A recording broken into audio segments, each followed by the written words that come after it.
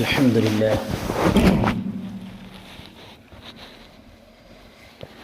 لله رب العالمين ولا عاقبة للمتقين والصلاة والسلام على سيد رسله الأنبياء والمرسلين أما بعد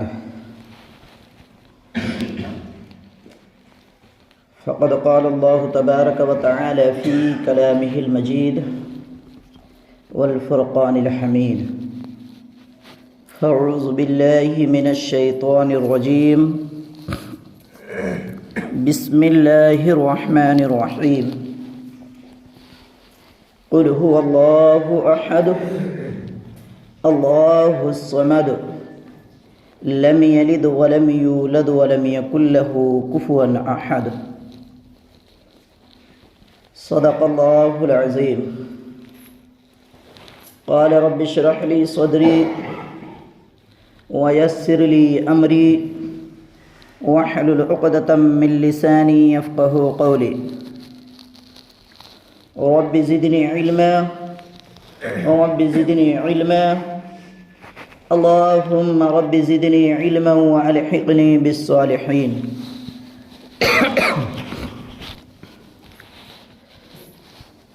আল্লাহ পাকের লাখ মেহেরবানি, যিনি আমাদেরকে বড় ভালোবেসে আজকে এই পবিত্র জুম্মার দিনে সমস্ত দুনিয়াদারিকে কুরবানি দিয়ে জুম্মা নামাজ পড়তে আসার জন্য তৌফিক দিয়েছেন। আমরাও আল্লাহ রাব্বুল আলামিনের রেজামন্দি হাসিল করার জন্য আল্লাহ রাব্বুল আলামিনের ঘরে আসতে পেরেছি। তার জন্যে আল্লাহ রাব্বুল আলামিনের শুকরিয়া আদায় করি, বলি আলহামদুলিল্লাহ।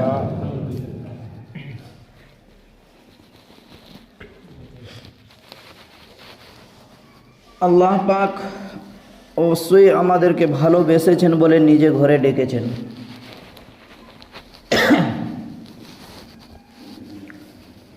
এই ভালোবাসাটা এবার যদি আমরা ধরে রাখতে পারি,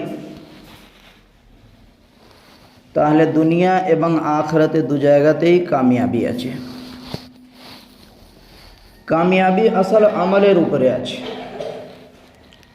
আমল যদি চালু রাখি, সবসময় আমল যদি করতে থাকি, আল্লাহর হুকুম নবী তরিকা যদি সবসময় পালন করি, যেভাবে পালন করার হুকুম আছে, তাহলে দুনিয়া এবং আখিরাতে দু জায়গাতেই কামিয়াবি আছে।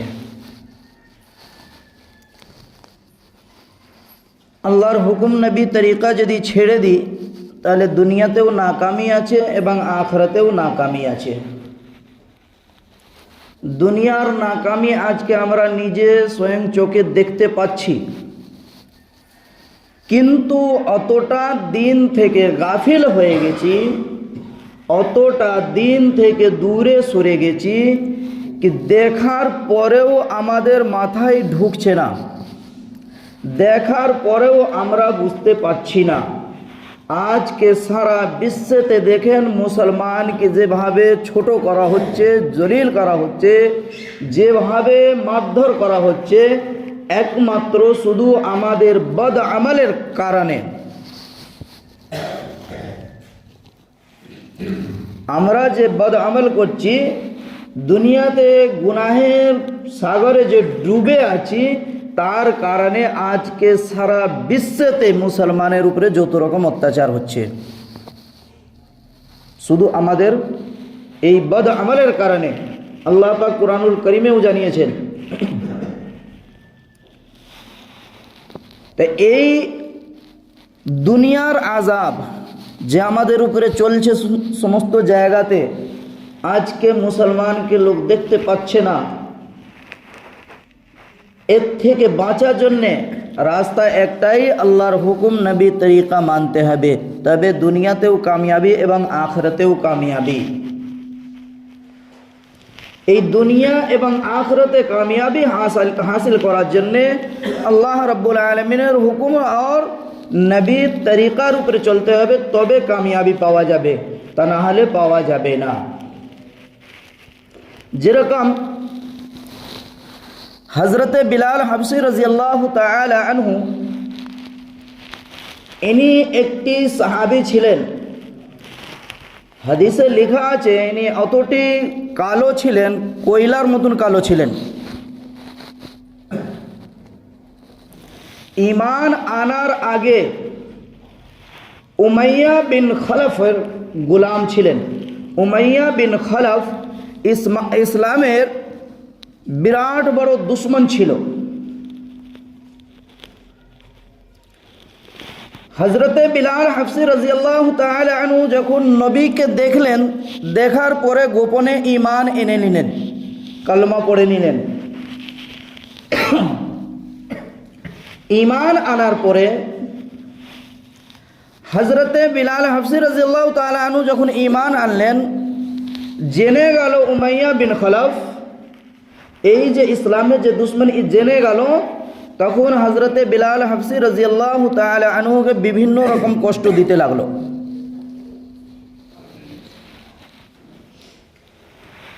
সারা রাত পায়ে দড়ি বেঁধে, হাতে দড়ি বেঁধে সারা রাত মারধর করত। উমাইয়া বিন খলফ কখনো আবু জেহাল, কখনো অন্য বাড়ি বাড়ি করে পালা পালা করে এক একজন করে সারা রাত মারধর করত। এবং দিনের বেলা অত গরমে, অত রৌদ্রতে বালির উপরে সোজা শুইয়ে দিত এবং বুকে পাথর চাপিয়ে দিত।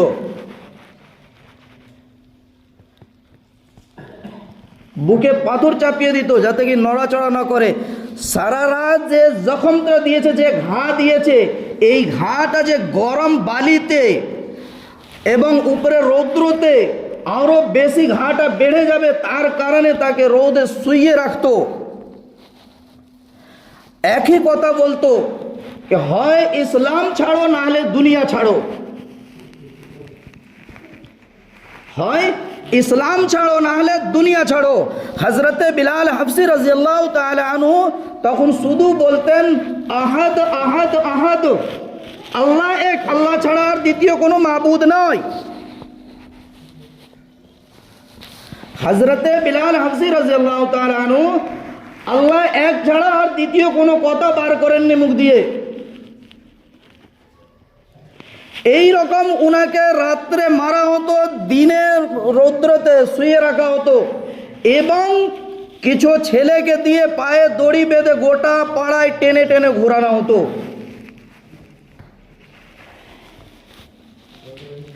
উনি ইসলাম পরে এনেছিলেন, উনি ইসলাম যে পরে এনেছিলেন এবং দুশ্মনে ইসলাম যে ইসলামের যে দুশ্মন ছিল তার গোলাম ছিলেন উনি। তার কারণে উনাকে অত শাস্তি দেওয়া হয়েছিল। আজকে আমরা ইসলামে ঘরে জন্ম নিয়েছি বলে ইসলামের কদর আজকে জানি না।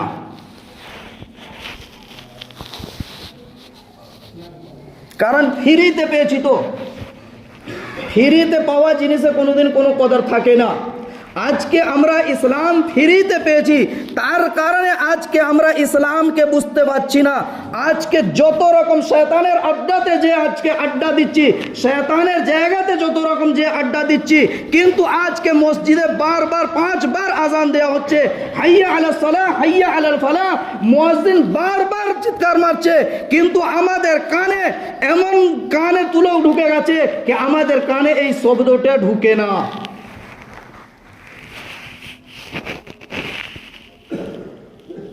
কারণ ফ্রিতে ইসলাম পেয়েছি।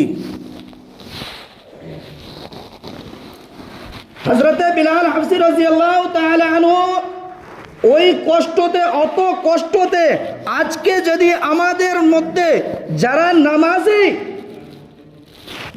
নামাজি তাদের কথা বলছি, বেনামাজিদেরকে তো আমি হিসেবে ধরি না। শরীয়ত যখন আমার মানে না, আমি বেনামাজিদেরকেও হিসাবে ধরি না। যে নামাজি তাদের বাড়িতে যদি কোনো রকম একটু অসুবিধে দেখা দেয়, সে নামাজি পর্যন্ত নামাজ ছেড়ে দেয়, পরে হবে। ইমানে মজবুতি এইটা। ইমান অতটা মজবুত হয়ে গেছে কি বাড়িতে একটু অসুবিধে দেখা দিলে আমরা নামাজ ছেড়ে দিই। আল্লাহ পাকের হুকুম ছিল ওয়ালা নাবলুওয়ান্নাকুম شيء من الخوف والجوع ونقص من الأموال والأنفس والثمرات وبشر الصابرين আমি আমার বান্দাদেরকে বিভিন্ন রকম অসুবিধার মধ্যে ফেলে দিই, কখন অভাবের মধ্যে ফেলি, কখন রোগগ্রস্তের মধ্যে ফেলে দিই, পরীক্ষা নিই, তার সত্ত্বেও আমি দেখি কি আমার বান্দা আমার উপরে সবর করে কিনা। তা আমাদের নামাজিদের এই হাল আছে, তবে নামাজিদের আর কি হবে?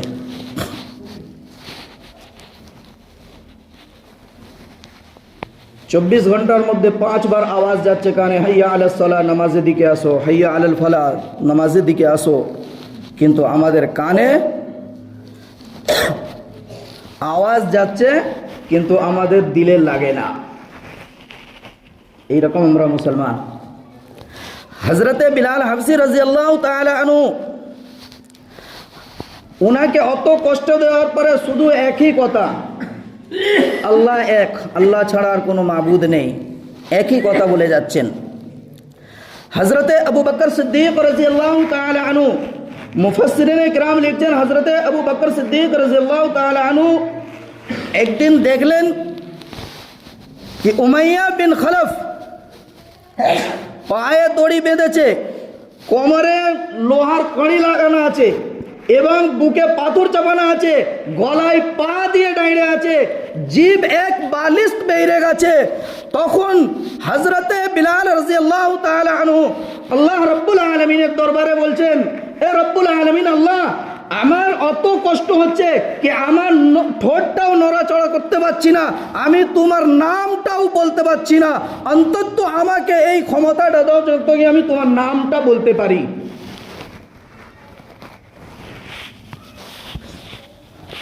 আজকে যারা আমরা ফেরেশতা সেজে মসজিদে বসে আছি, বুঝি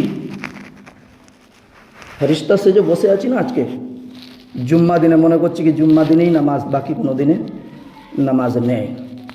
বাকি দিনে এমন পালায়, আজানের আওয়াজ শুনে মসজিদ থেকে এমন দূরে থাকে, যেরকম আজানের আওয়াজ শয়তানের কানে পড়লে শয়তান যেরকম হাওয়া খারিজ করে পালায়, সেই রকম এই মুসলমানগুলো পালাচ্ছে।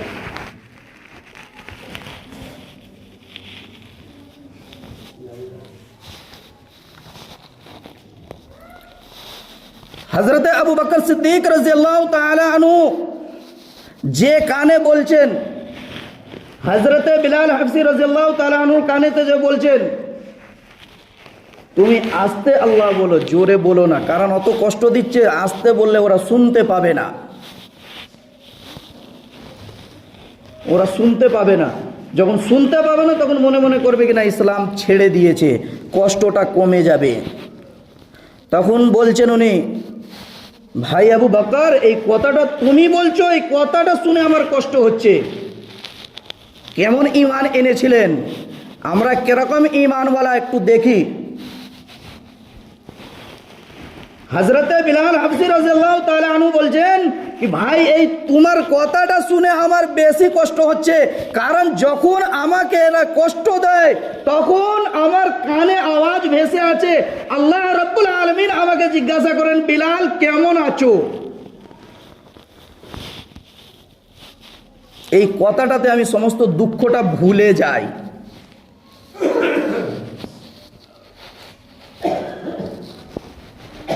আজকে আমরা দিনের কথা শুনলেই আজকে আমাদের কষ্টটা বেড়ে যায়। দিনের কথা শুনলে, দিনের উপর আমল করার কথা যখন বলা হয় তখন আমাদের কষ্টটা বেড়ে যায়, কারণ ফ্রিতে ঈমান পেয়েছি না। হযরতে বিলাল রাদিয়াল্লাহু তাআলা আনহু তো পড়ে ঈমান এনেছিলেন। এই কষ্টটা দেখে হযরতে আবু বকর সিদ্দিক রাদিয়াল্লাহু তাআলা আনহু উমাইয়া বিন খলফের কাছে গেলেন, যে বলছেন, উমাইয়া বিন খলফ, এই গোলামকে তুমি বিক্রি করে দাও, এই গোলামকে তুমি বিক্রি করে দাও। উমাইয়া বিন খলফ দেখলেন কি আবু বকর সিদ্দিক যখন এসছে, একে এখন যা বলবো তাই করবে। দাম বললেন বেশি, বেশি দাম বলে দিলেন। হযরতে আবু বকর সিদ্দিক রাদিয়াল্লাহু তাআলা আনহু বললেন কি ঠিক আছে তাই হবে, দিয়ে দিলেন, ওকে ছাড়িয়ে আনলেন। যখন নিয়ে আসছেন উমাইয়া বিন খালাব বলছেন হযরতে আবু বকর সিদ্দিক রাদিয়াল্লাহু তাআলা আনহুকে, আবু বকর আমি তোমাকে বহুত জ্ঞানী মনে করতাম, কিন্তু আজকে দেখলাম কিনা তুমি জ্ঞানী না। তুমি এমনি যদি বলতে তাহলে আমি এই গোলামকে আমি এমনি ছেড়ে দিতাম, কারণ কি এ তো বেদিন হয়ে গেছে, এ বেদিন হয়ে গেছে, একে আমি এমনি ছেড়ে দিতাম। কিন্তু তোমার চাহিদাটা দেখে আমি এমনি পরীক্ষা নেওয়ার জন্য যে দামটা তোমাকে বললাম, কিন্তু তুমি সেই দাম দিয়েই তুমি নিয়ে যাচ্ছ। তোমাকে আমি যে জ্ঞানী মনে করতাম, কিন্তু না, তুমি আসলে জ্ঞানী না। আজকে ঠিক ওই রকমই জ্ঞানী আমরা। উমাইয়া বিন খালাব যে ধারণাটা রেখেছিল, যেরকম হযরতে আবু বকর সিদ্দিক রাদিয়াল্লাহু তাআলা আনহু বলেছিলেন জ্ঞানের কথা, আজকে ঠিক ওই রকম জ্ঞানী আমরা। আল্লাহ ক্ষমতা দিয়েছে, কাজ করছি আমি, খাচ্ছি নিজে কাজ করে, তাহলে আল্লাহর দরবারে যাবোটা কেন?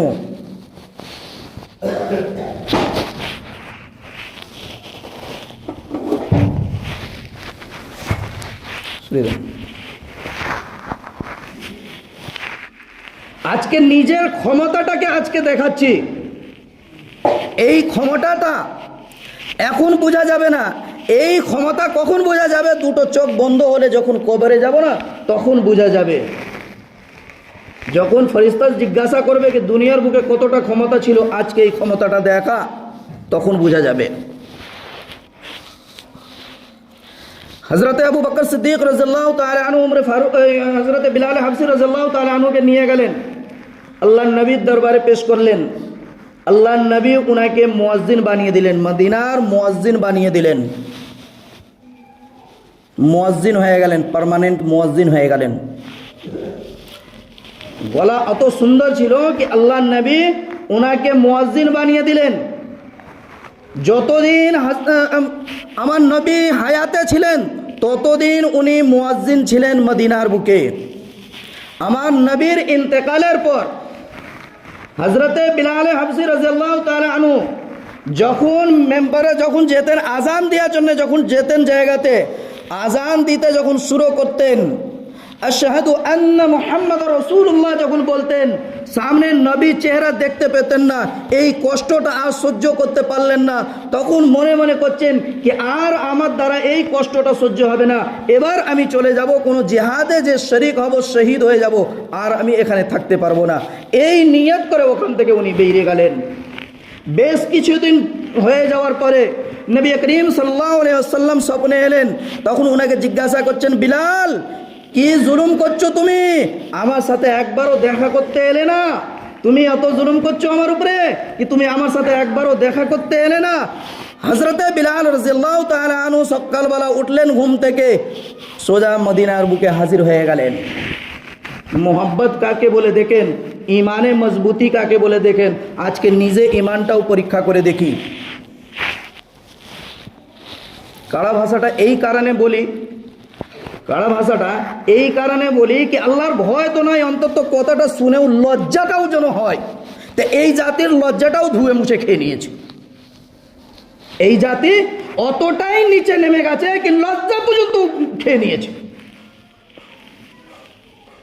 আর এর থেকে ভালো আর কি শব্দ আমি ব্যবহার করব? সারা বিশ্বতে আলিম ওলামারা চিল্লাচ্ছে কি ভাই মসজিদের দিকে এসো, দিনের দিকে এসো।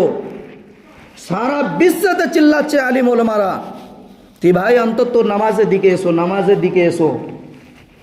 ফিরকা যেটা জায়গাতে অন্তত সমস্ত ফিরকা বলে কি মসজিদে এসো। আর এই জাতি এমন জাতি বলছে কিনা মসজিদে থেকে দূরে থাকো।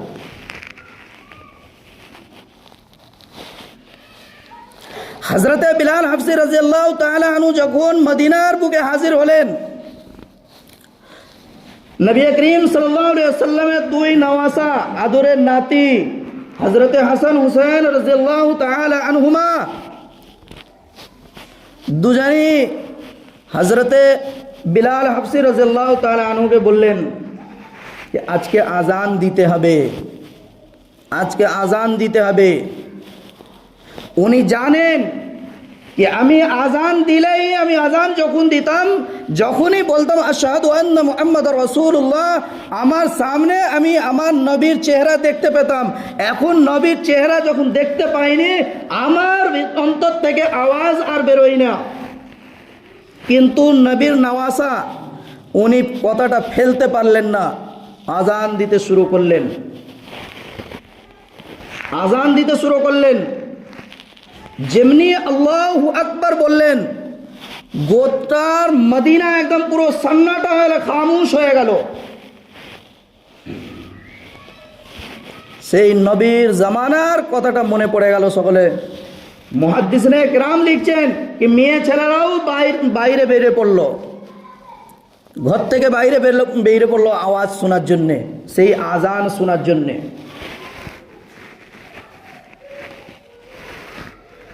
আজকে আমরা মুসলমান, আজান হচ্ছে বাড়িতে টিভি চলছে, কোনো অসুবিধে না।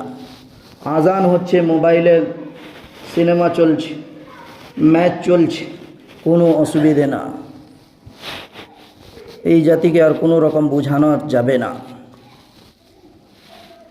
এই জাতিকে আর কোনো রকম বোঝানো যাবে না। হজরতে বিলালের আওয়াজ শুনে মেয়ে ছেলে পর্যন্ত ঘর থেকে বাইরে বেরিয়ে শুনতে লাগলেন कि এই আজান নবী করিম সাল্লাল্লাহু আলাইহি সাল্লামের জামানায় ছিল, সেই আজানটা আবার আজকে ভেসে উঠেছে। হযরতে বিলাল হাবশী রাদিয়াল্লাহু তাআলা আনহু যখন আশহাদু আন্না মুহাম্মাদুর রাসূলুল্লাহ বললেন, নবী চেহারা যখন সামনে ভেসে এলো না, তখন উনি অজ্ঞান হয়ে পড়ে গেলেন। মুফাসসিরিনে কেরাম লিখছেন, মুহাদ্দিসিনে কেরাম লিখছেন कि তিন বার উনাকে তোলা হয়েছে, তিন বার উনি অজ্ঞান হয়ে গেছেন। নবীর ভালোবাসা কেমন ছিল, আজকে আমাদের নবীর ভালোবাসা কেমন আছে? আজকে নবীর ভালোবাসা আছে না বিবির ভালোবাসা আছে? বিবি বলছে তুমি হিজড়ে সেজে যাও, স্বামী বলছে তাই হবে, অসুবিধে কিছু হবে না, মুখে দাড়ি রাখা যাবে না।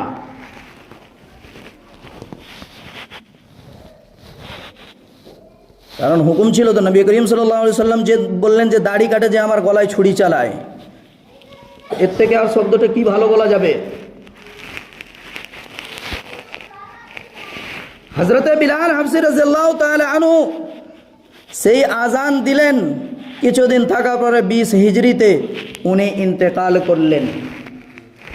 আসল কথা ছিল এটাই কি ঈমান উনি যে এনেছিলেন, কিরকম ঈমান এনেছিলেন। আজকে ঈমানওয়ালাদের ঘরে জন্ম হয়েছি, কিরকম ঈমান রেখেছি, কিরকম ঈমান আছে আমার মধ্যে, এইটা আসল আমাদের পরীক্ষা করা দরকার, এইটা আসল আমাদের দেখা দরকার। কি হযরতে বিলাল হাবশী রাদিয়াল্লাহু তাআলা আনহু যখন উনাকে মারছেন, কেউ একজন জিজ্ঞাসা করলো তুমি অত মার খাচ্ছ, শুধু একটা ঈমান আনার জন্য অত মার খাচ্ছ?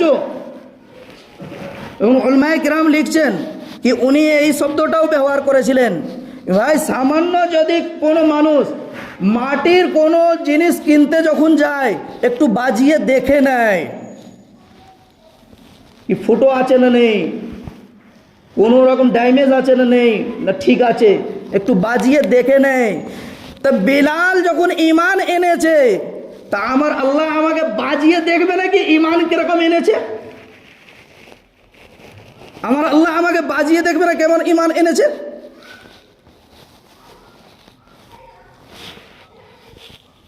এই জাতি তো বলছে কি ফ্রিতে যখন পেয়েছি তখন অসুবিধে কিছু নেই, ঈমানওয়ালা তো নাকি, অসুবিধে কি আছে? অসুবিধে কিছু না, চলবে। গায়ে জোরে চালাচ্ছেন চালান, অসুবিধে কিছু না। আমার কারোর সাথে কোনো দুশ্মনী নাকি আমি এত কড়া ভাষা ইস্তেমাল করি। আমার দুশ্মনী এইটাই কি যখন মসজিদে দেখছি কি হ্যাঁ মসজিদ ফাঁকা, তখন কষ্ট হচ্ছে। আজকে গ্রামে অত লোক থাকার কারণে, থাকা সত্ত্বেও আজকে মসজিদ ফাঁকা যাচ্ছে, এই কষ্টটা সহ্য না করতে পেরে আজকে শুক্রবার এই কষ্টটা আমি বার করে ফেলি, অন্য কিছু না। আপনার সাথে কোনো জাতীয় সূত্র নেই, আজকে চাকরি আছে কালকে চলে গেলে আর দেখা সাক্ষাৎ হবে কি সন্দেহ আছে, দেখা সাক্ষাৎ হবে কি সন্দেহ আছে। কিন্তু অন্তত এই কথাটা মনে রাখেন, আল্লাহর ভয় না থাকলেও অন্তত আমার কথাটাতে লজ্জাও করেন কি হ্যাঁ অতটাই যখন এরকম বলছে অন্তত লজ্জাও করি, আল্লাহর হুকুমটা মেনে নবী তরিকাটাকে আসলটা ধরে রাখি, না যাতে কি আমার দুনিয়াটাও সঠিক হবে এবং আখিরাতেও আমার সঠিক হবে। নামাজ ছাড়বেন না, নামাজ ছাড়বেন না। ইসলামের ক্ষতি হওয়ার যদি হুকুম না থাকতো তাহলে আমি মেম্বারে বসে বলছি আমি বেনামাজিদের কখনো জানাজা পড়াতাম না, আমি কখনো জানাজা পড়াতাম না বেনামাজিদের। তোমার মতন হারাম করতে জানাজা পড়িয়ে কোনো লাভ হবে না, গুনাহগার আমাকে হতে হবে, শরীয়তের হুকুম না।